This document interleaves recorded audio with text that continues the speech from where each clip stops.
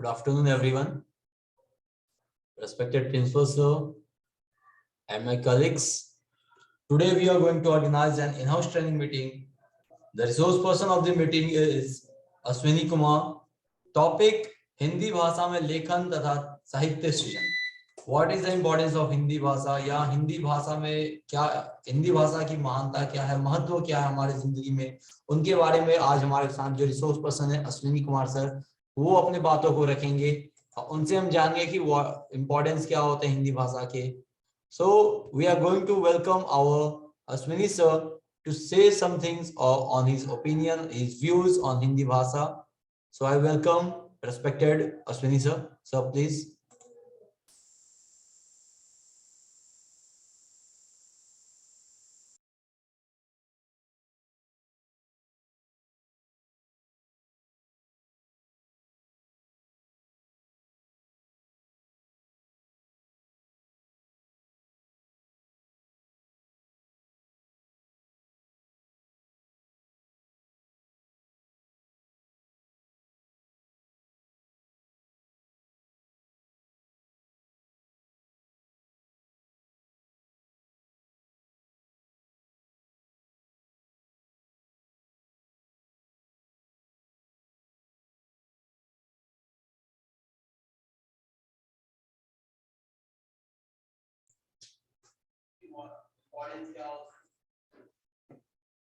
अति सम्मानित इस विद्यालय के प्रधानाचार्य महोदय, सभी शिक्षक वृंद, सेमिनार का आयोजन में भागीदारी निभाने वाले सभी गण, आज बड़ी हर्ष की बात है कि मुझे आप सभी के समक्ष हिंदी भाषा में लेखन तथा साहित्य सृजन विषय पर कुछ बोलने का शुभ अवसर प्रदान किया गया है. तो सर्वप्रथम आप सभी को मैं धन्यवाद बोलना चाहूंगा. तो आज का हम लोग का विषय है हिंदी भाषा में लेखन तथा साहित्य सृजन.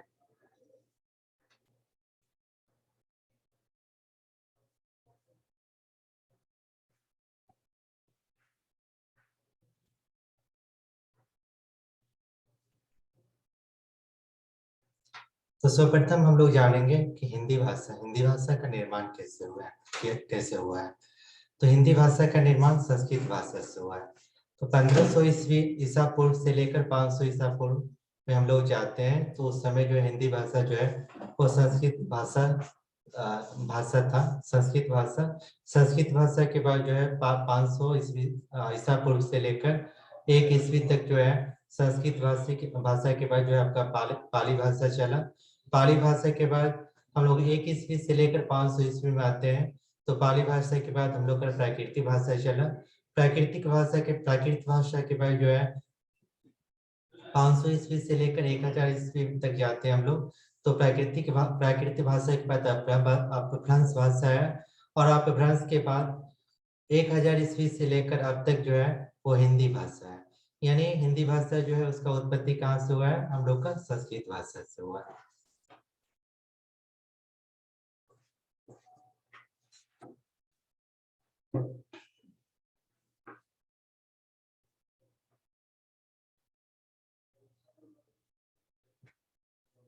तो हम लोग जानेंगे कि हिंदी भाषा आखिर है क्या. तो हिंदी विश्व की एक प्रमुख भाषा है एवं भारत की राजभाषा है. यानी हिंदी जो है आपका विश्व यानी संपूर्ण संसार का विश्व में जाएंगे तो संपूर्ण विश्व की एक प्रमुख भाषा है. साथ ही साथ जो है हम लोग का भारत देश है तो भारत की राजभाषा भी हिंदी है. केंद्रीय स्तर पर भारत में दूसरी आधिकारिक भाषा अंग्रेजी है. केंद्रीय स्तर पर हम लोग अगर देखते हैं तो भारत में दूसरी जो है आधिकारिक भाषा जो है वो हम लोग का क्या है? अंग्रेजी भाषा है. हिंदी भारत की राष्ट्रभाषा नहीं है. हिंदी को राष्ट्रभाषा हम नहीं मानते हैं. हिंदी को हम लोग क्या मानते हैं? राजभाषा, राष्ट्रभाषा. तो राजभाषा क्या होता है? राजभाषा जो है, राजभाषा आपका ये राजभाषा यानी आपका देश का सरकारी काम काज जिस भाषा में किया जाता है वो भाषा आपका क्या कहलाता है? राजभाषा कहलाता है. तो हम लोग ये जानेंगे हिंदी हम लोग का जो है राजभाषा है, ना कि राष्ट्रभाषा है. हिंदी भारत की राष्ट्रभाषा नहीं है क्योंकि भारत के संविधान में किसी भी भाषा को ऐसा दर्जा नहीं दिया गया है. क्योंकि हम लोग जानते हैं कि भारत के संविधान में भी जो है अभी तक मतलब ऐसा हिंदी को जो है राष्ट्रभाषा का दर्जा नहीं दिया गया है, और उसके अलावा कोई भी ऐसा भाषा नहीं है जिसको राष्ट्रभाषा का दर्जा दिया गया है. तो हम लोग ये जानेंगे कि हिंदी हम लोग का क्या है, राजभाषा है, ना कि राष्ट्रभाषा है।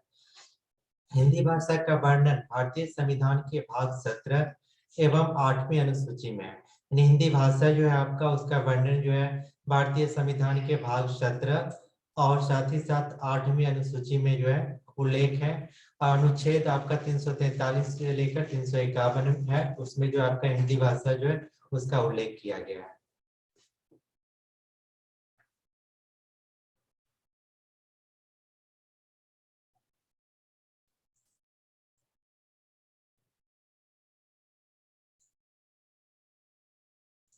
आगे हम लोग जानेंगे आखिर हिंदी भाषा या कोई भी भाषा जो है आपका, तो भाषा का महत्व क्या है। तो अभी हिंदी भाषा में सेमिनार आपका चल रहा है, तो हम लोग पहले इसी पर देखते हैं कि भाषा का आखिर महत्व क्या है, हिंदी भाषा का आखिर क्या महत्व है। तो विचार विनिमय का भाषा क्या है आपका, भाषा का महत्व इस प्रकार है। भाषा जो है आपका विचार विनिमय का सरलतम माध्यम है। यानी हमारे मन में जो भी भाव या विचार आता है उसको आदान प्रदान करने का एक सरलतम माध्यम क्या है आपका, भाषा है। ज्ञान प्राप्ति का प्रमुख साधन, ज्ञान प्राप्ति का भी प्रमुख साधन जो है भाषा को माना जाता है। राष्ट्रीय की एकता का आधार, राष्ट्रीय एकता का आधार भी किसे माना जाता है, भाषा को ही माना जाता है। सामाजिक जीवन में प्रगति प्रगति का माध्यम, यानी भाषा जो है, भाषा के द्वारा जो है सामाजिक जीवन में जो है प्रगति का, भाषा को जो है सामाजिक जीवन में जो है प्रगति का माध्यम माना जाता है। यानी भाषा अगर नहीं रहे तो सामाजिक जीवन में प्रगति जो है संभव नहीं है। व्यक्तित्व निर्माण में सहायक, भाषा जो है आपका वो भाषा से जो है व्यक्तित्व निर्माण भी होता है। यानी व्यक्तित्व निर्माण में भी भाषा जो है वो सहायक होता है। साथ ही साथ चिंतन एवं मनन का स्रोत या माध्यम, साथ ही साथ जो है चिंतन एवं मनन यानी सोचने विचारने का स्रोत भी आपका क्या है, भाषा ही है। ये भाषा के द्वारा ही हम लोग क्या कर सकते हैं, चिंतन कर सकते हैं या मनन कर सकते हैं। साहित्य कला, साहित्य कला सभ्यता एवं संस्कृति का विकास, भाषा के द्वारा जो आपका साहित्य का भी विकास होता है।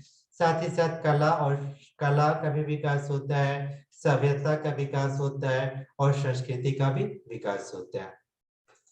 शिक्षा भाषा के प्रगति का आधारशिला है। अगर भाषा को कहा जाए तो भाषा को कहा जाता है कि शिक्षा जो है भाषा की प्रगति का आधारशिला है।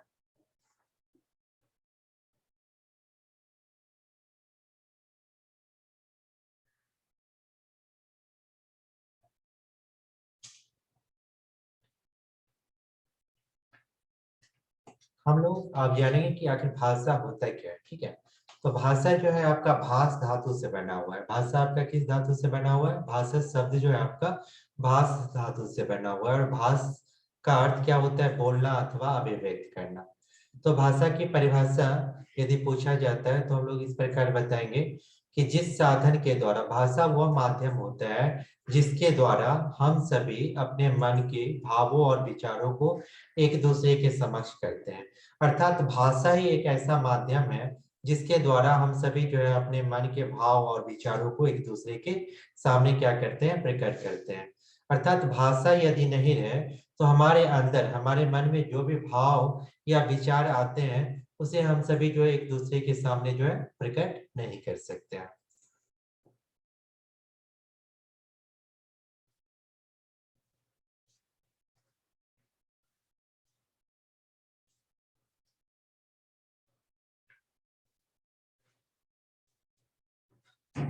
आगे हम लोग जानेंगे भाषा के रूप के बारे में। तो भाषा के मुख्य रूप से तो दो रूप होते हैं, और इसे पूछा जाता है सामान्य रूप से भाषा के कितने रूप होते हैं, तो तीन रूप होते हैं। तो भाषा के मुख्य रूप से दो रूप होते हैं, मौखिक भाषा और दूसरा है आपका लिखित भाषा। और सामान्य रूप से भाषा के तीन रूप होते हैं। पहला होता है आपका लिखित भाषा, दूसरा मौखिक भाषा और तीसरा होता है सांकेतिक भाषा। यानी और भाषा का आपका मुख्य रूप से कितना रूप हो गया, मुख्य रूप से आपका दो हो गया, मौखिक भाषा और लिखित भाषा। और भाषा का उसे सामान्य रूप से कितना रूप हो गया, तीन रूप हो गया, लिखित भाषा, मौखिक भाषा और सांकेतिक भाषा। यानी भाषा को प्रकट हम किस प्रकार से कर सकते हैं, तो लिख कर सकते हैं, और साथ ही साथ जो है बोलकर कर सकते हैं। तो बोलकर प्रकट करना आपका मौखिक रूप उसका हो गया। लिखित रूप यानी लिख कर यदि प्रकट करते हैं तो उसका लिखित रूप हो गया। एक अलग है, आप एक 3 मैंने बताया सामान्य रूप से। एक सांकेतिक भाषा है। तो सांकेतिक भाषा जो है उसे हम लोग कैसे प्रकट करते हैं, संकेत के माध्यम से प्रकट करते हैं। तो सांकेतिक भाषा का प्रयोग किनके लिए किया जाता है आप लोग को भी पता होगा। सांकेतिक भाषा का प्रयोग जो है जो शारीरिक रूप से विकलांग जो भी व्यक्ति है या मानसिक रूप से विकलांग है तो उनके लिए जो है हम किसका प्रयोग करते हैं, सांकेतिक भाषा का प्रयोग करते हैं। हम लोग आगे जानेंगे कि भाषा के कौशल कितने हैं। तो भाषा के मुख्य रूप से 4 कौशल है। पहला है आपका श्रवण कौशल, दूसरा है आपका वाचन कौशल, तीसरा है आपका पठन कौशल और चौथा है आपका लेखन कौशल। तो श्रवण कौशल अर्थात सुनना, वाचन को कौशल अर्थात बोलना, पठन मतलब पढ़ना, लेखन मतलब लिखना। ठीक है। तो हम सभी छात्रों में जो है भाषा भाषा के 4 कौशल का प्रयोग करते हुए छात्र का क्या कर सकते हैं, विकास कर सकते हैं, उसके ज्ञान में हम लोग वृद्धि कर सकते हैं। श्रवण कौशल, वाचन कौशल, पठन कौशल और लेखन कौशल, इसका विकास करके हम सभी छात्र छात्राओं के ज्ञान में वृद्धि कर सकते हैं।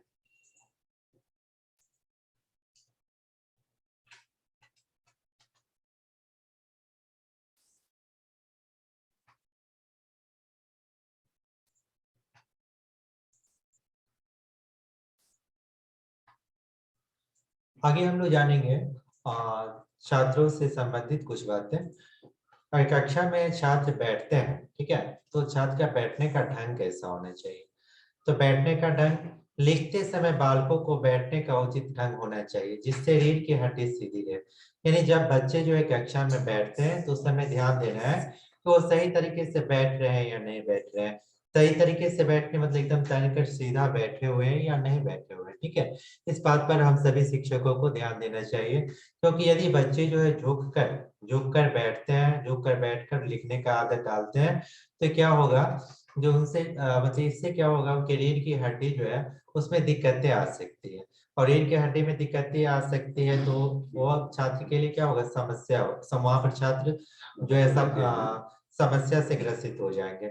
इस बात पर हम लोग को ध्यान देना है कि कक्षा में जो है छात्र जब बैठते हैं तो एकदम तन कर बैठे। तन कर बैठने से क्या होगा, उनकी रीढ़ की हड्डी जो है, रीढ़ की हड्डी में किसी भी प्रकार की दिक्कतें समस्या नहीं आएगी। ठीक है, और अगर वो स्वस्थ रहे, समस्या नहीं आएगी अर्थात वो स्वस्थ रहेंगे। ठीक है, समस्या आएगी अर्थात वो बीमार, मान लीजिए वो बीमार पड़ जाते हैं तो छात्र तो अच्छा से फिर पढ़ाई लिखाई नहीं कर सकते हैं।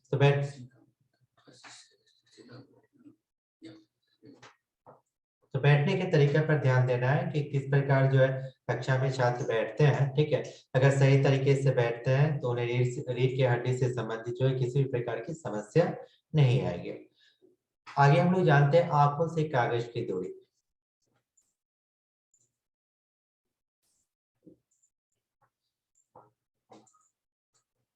आंखों से कागज की दूरी, लेखन की कॉपी से आंखों के बीच की दूरी लगभग 30 से 35 सेंटीमीटर की दूरी होनी चाहिए। यानी लेखन जिस समय करते हैं यानी लिखते हैं जब बच्चे अपने अभ्यास पुस्तिका में, उस समय यह ध्यान देना चाहिए कि लिख रहे हैं वहां से जहां जिस पेज पर वो अभ्यास पुस्तिका के पेज पर वो लिख रहे हैं वहां से आंखों की दूरी कितनी होनी चाहिए, 30 से 35 सेंटीमीटर होनी चाहिए। इससे क्या होगा, जिससे बच्चे की आंख पर बुरा प्रभाव नहीं पड़ता है। यानी उचित दूरी रहेगा, उचित दूरी से वो लेखन का कार्य करते हैं या पठन का कार्य करते हैं, पढ़ने का भी कार्य करते हैं। तो इससे क्या होगा, जो उनके आंखों पर प्रभाव नहीं पड़ेगा और सही तरीके से जो है वो पढ़ सकते हैं। ठीक है, आंखों पर प्रभाव पड़ेगा तो पता ही आंख में विभिन्न तरह की दिक्कतें समस्या आएगी। इसलिए हम लोग को ध्यान देना है कि जब भी कक्षा में जो है बच्चे लेखन का कार्य करते हैं या पढ़ाई का भी कार्य करते हैं तो उस समय जो है अभ्यास पुस्तिका या फिर पुस्तक से जो है आंखों की दूरी कितनी होनी चाहिए, 30 से 35 सेंटीमीटर की होनी चाहिए।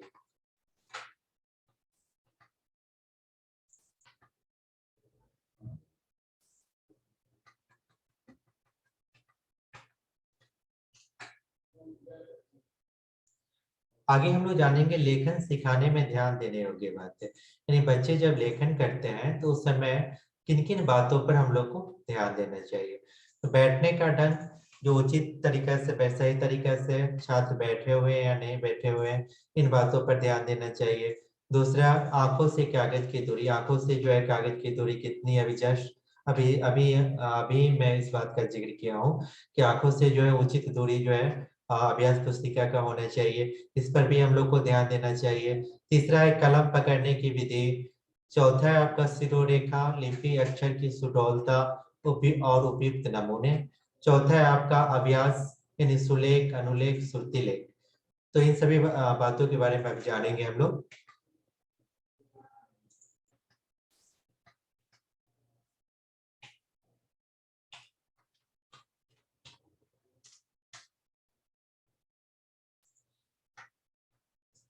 बच्चे जब लेखन का कार्य करते हैं तो उस समय जो है कलम को किस तरह पकड़कर लिखना चाहिए। तो कलम पकड़ने का ढंग ठीक होना चाहिए, अतः कलम को अंगूठे व मध्य उंगली के बीच रखकर तर्जनी से पकड़ना चाहिए और कलम को पॉइंट से 1 इंच ऊपर पकड़ना चाहिए।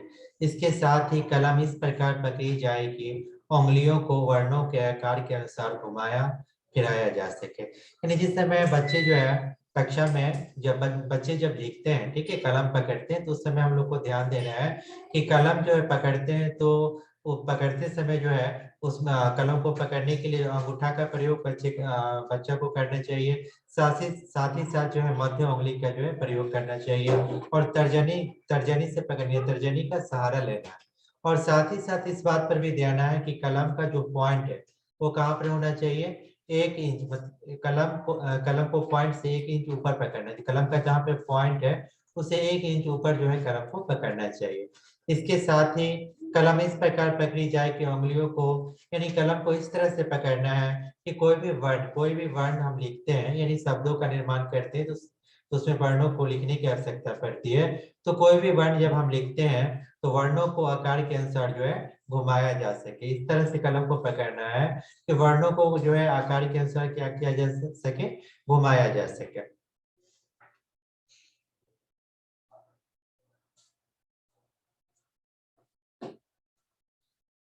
आगे हम लोग जानेंगे कि सिरोरेखा। तो सिरोरेखा क्या होता है, वर्णों के ऊपर लगाई जाने वाली रेखा को सिरोरेखा कहते हैं। यानी वर्णों, यानी कोई भी शब्द लिखते हैं, ठीक है, कोई भी शब्द लिखने के बाद उसके ऊपर हम लोग रेखा डालते हैं, ठीक है, उसके ऊपर जो रेखा डालते हैं वही रेखा आपका क्या कहलाता है, सिरोरेखा कहलाता है। तो हम लोग को ध्यान देना है, बहुत सारे छात्र कक्षा में ऐसे होते हैं जो शब्द तो लिख देते हैं लेकिन शब्द लिखने के बाद जो उस पर सिरोरेखा नहीं डालते हैं। और सिरोरेखा जब तक नहीं डालते हैं तो बिना सिरोरेखा का कोई भी शब्द हम लिखा हुआ देखते हैं तो शब्द की सुंदरता नहीं आती है। इस बात पर हम लोग को ध्यान देना है, कोई भी बच्चा, किसी भी बच्चा में इस प्रकार की दिक्कतें हैं, ठीक है, समस्या है, यदि वो नहीं लिखते हैं, सिरोरेखा नहीं डालते हैं, तो हम लोग को बार बार उन्हें याद देना है कि यदि सिरोरेखा का आप प्रयोग करते हैं तो इससे क्या होगा, जो आपका जो आपका जो लिखावट है, तो लिखावट की सुंदरता जो वहां पर बढ़ जाएगी। इस बात का अगर ये हम ध्यान दिलाते हैं बार बार, तो इससे क्या होगा, सिरोरेखा का प्रयोग करना जो है बच्चे सीख जाएंगे सही तरीके से। सिरोरेखा अक्षर का आवश्यक अंग है, यानी कोई भी अक्षर हम लिखते हैं तो उसके ऊपर सिरोरेखा हम लोग को डालना ही चाहिए। इन सिरोरेखा को जो है अक्षर का आवश्यक अंग माना गया है। सिरोरेखा लगाने के बाद ही वर्ण पर मात्रा लगाना चाहिए। और इस बात पर भी ध्यान ध्यान देना चाहिए कि सिरोरेखा लगाने के बाद या कोई भी मतलब वर्ण हम लिखते हैं तो वर्ण के ऊपर जो मात्रा डालते हैं, तो मात्रा जो डालते हैं, तो मात्रा डालने से पहले हम लोग को कोई भी शब्द जो है लिखने के बाद जो है मात्रा डालने से पहले सिरोरेखा का प्रयोग करना चाहिए और सिरोरेखा का प्रयोग करने के बाद जो जो भी मात्रा है उसका प्रयोग करना चाहिए। इससे क्या होगी, आपकी लिखावट जो है, लिखावट में सुंदरता आ जाती है। इस बात की जानकारी हम लोग को बच्चों को भी देना है, ठीक है, उन लोग को भी बताना है कि अगर आप लोग को लिखावट, ठीक है, लिखावट अच्छा करना है, सुंदर लिखावट में लिखना है, तो सिरोरेखा का प्रयोग जरूर किया कीजिए।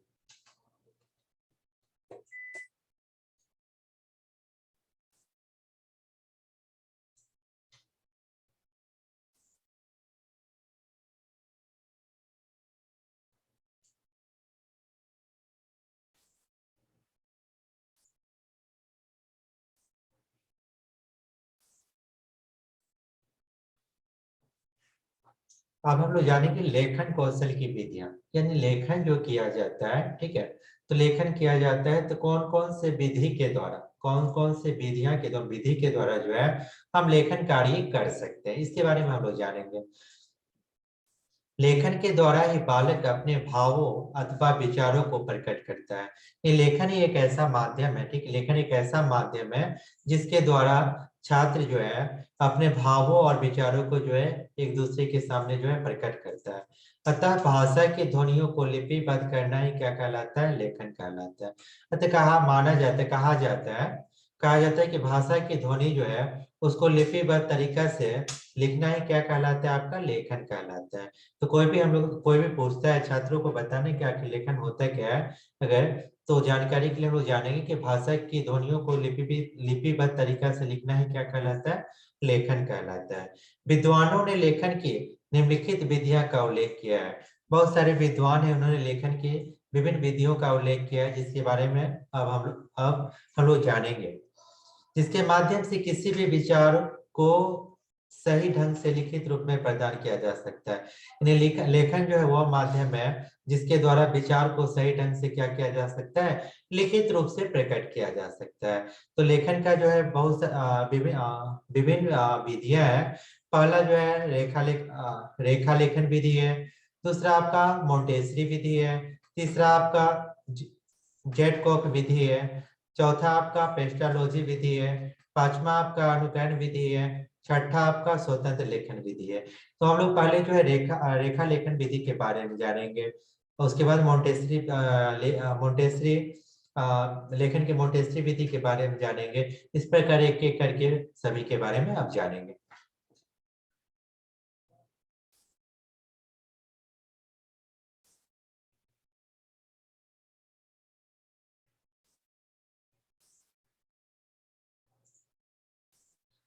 तो हम लोग जानेंगे रेखा लेखन विधि, यानी लेखन लेखन मतलब लिखने की जो रेखा लेखन विधि होती है वो क्या होती है।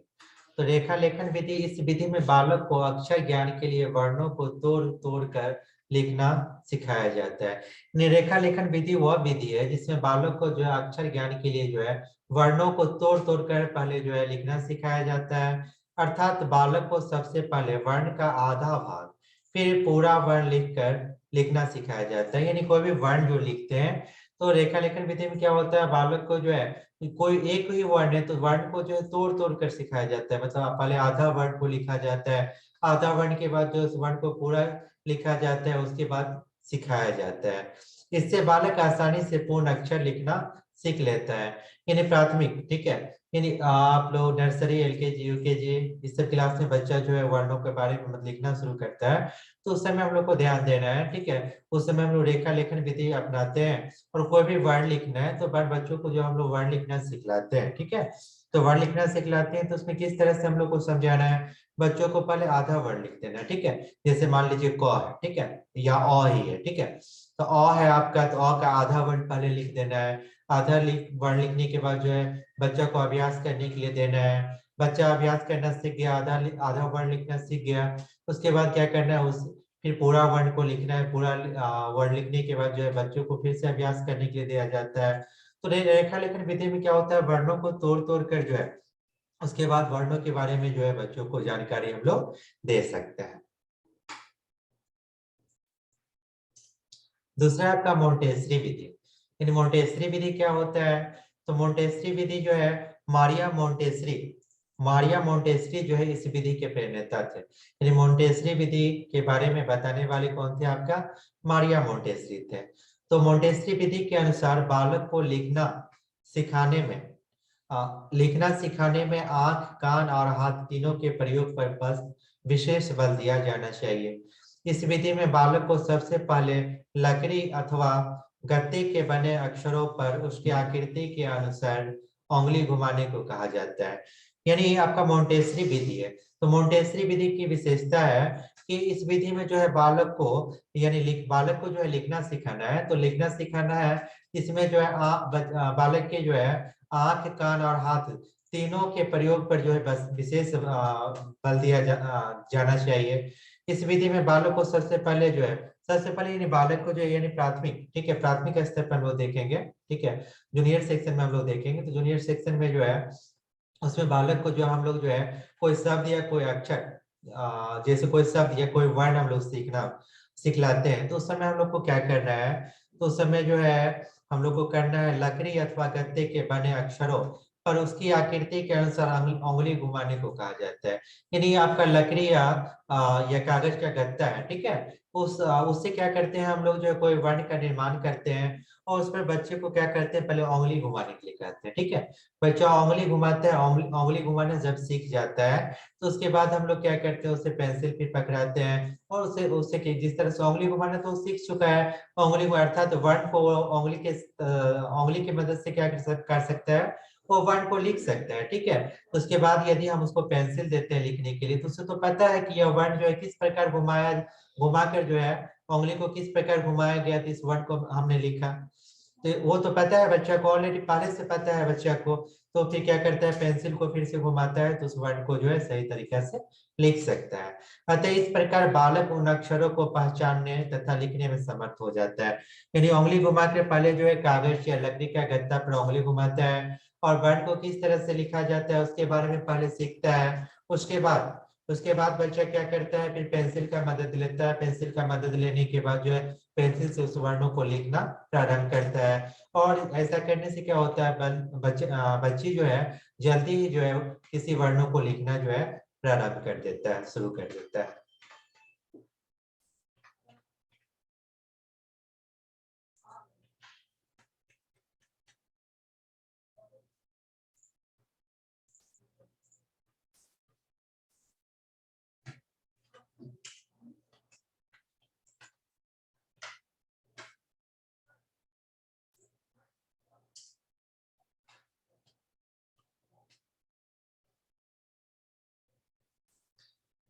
अगला हम लोग जानेंगे जेट कॉक विधि। आखिर जेट कॉक विधि होता क्या है, यानी लिखने की एक विधि आपका जेट कॉक विधि है। इसके बारे में हम लोग जानेंगे। तो इस विधि में बालक को सबसे पहले पढ़ना सिखाया जाता है, ठीक है। किसी बालक को इस विधि में जो है पहले पढ़ना सिखाया जाता है और तत्पश्चात उसी अक्षर को लिखने के लिए कहा जाता है। और जब बालक पूरा वाक्य लिख लेता है तो एक बार पुनः वही वाक्य स्मरण के आधार पर बालक को लिखने के लिए कहा जाता है। जेड कोक विधि वह विधि है जिसमें बालक को सबसे पहले जो है पढ़कर जो है उसे बोलने के लिए कहा जाता है, यानी पढ़ना सिखाया जाता है। उसके बाद जब पढ़ना वो बच्चा जो मतलब बालक जो है यानी छात्र जो है छात्र छात्र जब पढ़ना सीख गया तो जब पढ़ना सीख गया तो पढ़ने के बाद उससे हम बोलते हैं उसी को पढ़ने के बाद उसको लिखना सिखाते हैं। तो किस तरह से उसे लिखा जाता है और किस तरह से लिखा जाता है, यदि उसे भी वो सीख लेता है तो उसके बाद हम लोग क्या करते हैं, बोलते हैं तुम इसे जो चीज लिखे हो, जो चीज मैंने तुम्हें पढ़ाया, जो चीज पढ़ना सिखाया मैंने उसे तुम, और उसके बाद फिर लिखना सिखाया उसे तुम याद करो। और फिर से उससे याद करवाते हैं और बिना किसी मदद का जो है पुनः स्मरण करके जो है मतलब बोलते हैं स्मरण करके जो है इसे पुनः लिखो। यानी पढ़ना भी वो सीख चुका है और लिखना भी वो सीख चुका है, तो उसके बाद क्या करता है, स्मरण करके याद करके जो है बिना किसी पुस्तक या कहीं से बिना मदद लिए हुए जो है जो पढ़ना और लिखना सीख चुका है उसे बालक जो है पुनः लिखता है। ये विधि आपका कौन सा विधि कहलाता है, जेड कॉक विधि कहलाता है। आगे हम लोग जानेंगे पेस्टालोजी विधि। आखिर पेस्टालोजी विधि क्या होता है, तो पेस्टालोजी विधि, इस विधि के अनुसार बालक को सबसे पहले लिखना सिखाया जाता है। इसमें अक्षरों को छोटे छोटे टुकड़ों में विभाजित कर दिया जाता है तथा पुनः उसका सही योग करके पूर्ण अक्षर का ज्ञान कराया जाता है। पेस्टालोजी विधि वह विधि है जिसके अनुसार बालक को सबसे पहले क्या किया जाता है, लिखना सिखाया जाता है। और जब बच्चा लिखना सीख जाता है इसके बाद क्या होता है, इसमें अक्षरों को छोटे छोटे टुकड़ों में विभाजित किया जाता है। जो भी आपका अक्षर है, ठीक है, यहाँ पे शब्द हम लोग ले लेंगे, तो उसके बाद क्या किया जाता है, जो भी शब्द है उसको छोटे छोटे टुकड़ों में जो है विभाजित कर दिया जाता है तथा पुनः उसका सहयोग करके जो है पूर्ण अक्षर का ज्ञान कराया जाता है। यानी कोई शब्द, मान लीजिए कोई बच्चा जो है, ठीक है, तो उसको जो है लिखना सिखाया, हम कोई शब्द जो है लिखना सिखा दिए, ठीक है, बच्चा लिखना सीख गया है। तो मान लीजिए कोई शब्द है तो उसके बाद हम क्या बोलते हैं, बोलते हैं जो शब्द तुमने लिखा है उसके उसमें जो जिन जिन वर्णों का प्रयोग हुआ है उन वर्णों को अलग अलग करके लिखो, ठीक है। तो बच्चा ने फिर क्या किया, उन वर्णों को अलग अलग करके लिखता है। फिर हम क्या बोलते हैं, जो जो वर्ण अलग मान लीजिए वैसा है, फिर उदाहरण हम दे देते हैं, दूसरा बहुत सारा वर्ण जो है बच्चा को हम दे देते हैं, ठीक है। वर्ण दे दिए, बोले क्या ये सब वर्ण है, ठीक है, ये सब वर्ण लिखा, वर्ण दिया गया है। अब इन वर्णों का क्या कीजिए, आप लोग मेल कीजिए यानी जोड़िए और नया शब्द का निर्माण कीजिए। तो पेस्टोलॉजी विधि में क्या हो गया, पहले तो बच्चा को जो लिखना सिखाया जाता है, उसके बाद विभिन्न भिन्न भिन्न वर्ण लिख दिया जाता है और वर्णों को जोड़कर फिर से क्या बोला जाता है, शब्दों का निर्माण करना। यही बोला जाता है आपका पेस्टोलॉजी विधि।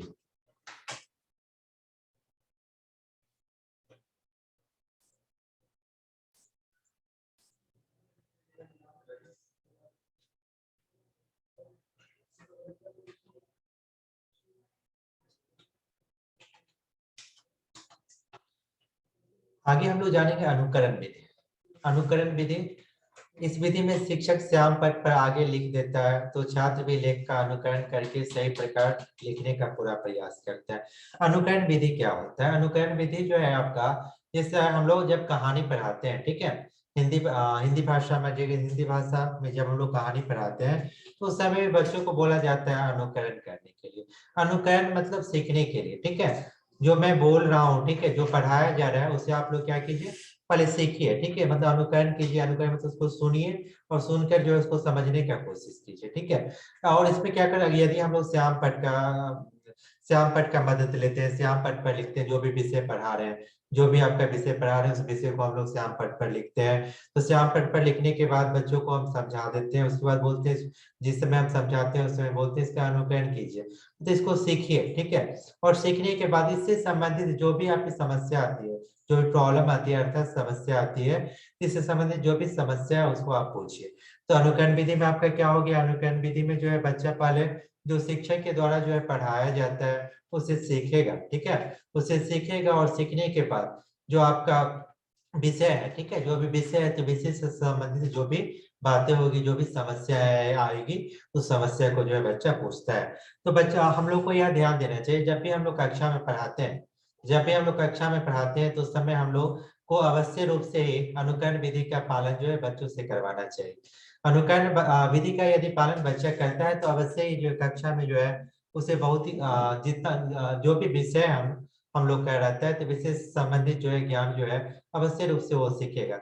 लेकिन किंतु यदि कक्षा में जो है बच्चा अनुकरण सही से नहीं कर पाता है, तो अनुकरण जब नहीं कर पाएगा तो आपका जो विषय है, ठीक है, तो विषय से संबंधित जो भी बातें हैं, जो भी ज्ञान है, उसे बच्चे जो है अर्जित हासिल नहीं कर पाएगा। तो अवश्य रूप से हम लोग को जो है अनुकरण विधि का पालन जो है बच्चों से जो है कक्षा में करवाना चाहिए। आगे हम लोग का है स्वतंत्र लेखन विधि। स्वतंत्र लेखन विधि होता है क्या है, ठीक है, तो स्वतंत्र लेखन विधि, इस विधि में बिना वर्ण देखे या बिना नकल किए बालक से उसकी मानसिक चित्र छाया के अनुसार लिखवाया जाता है। ये स्वतंत्र लेखन विधि वह विधि है जिसके द्वारा मान लीजिए बच्चे अगर कक्षा में हम लोग जाते हैं तो वहाँ पे क्या किया गया, क्या करते हैं हम लोग, कोई भी विषय बच्चे को बोल देते हैं, ठीक है, बच्चे को कोई भी विषय दे दिए, बोले क्या इससे संबंधित आपके पास जो भी ज्ञान है, ठीक है, आपके पास जो भी ज्ञान की बातें हैं, ठीक है, इसे आप लोग क्या कीजिए, साझा कीजिए, ठीक है।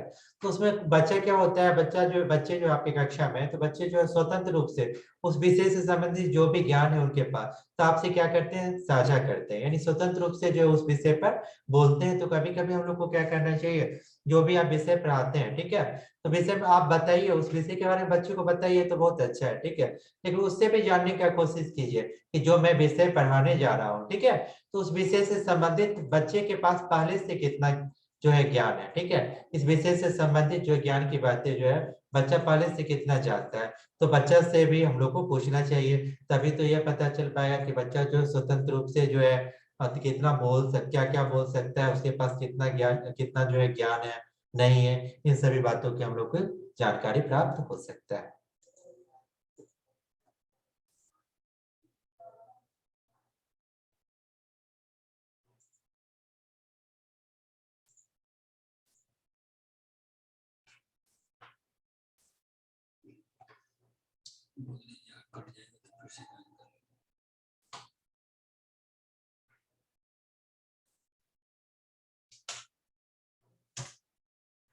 लिंक आप लोग का यहाँ पे डिस्कनेक्ट हो जाते हैं यहाँ से, तो दोबारा लिंक दिया गया, उस लिंक से दोबारा जुड़ जाइएगा।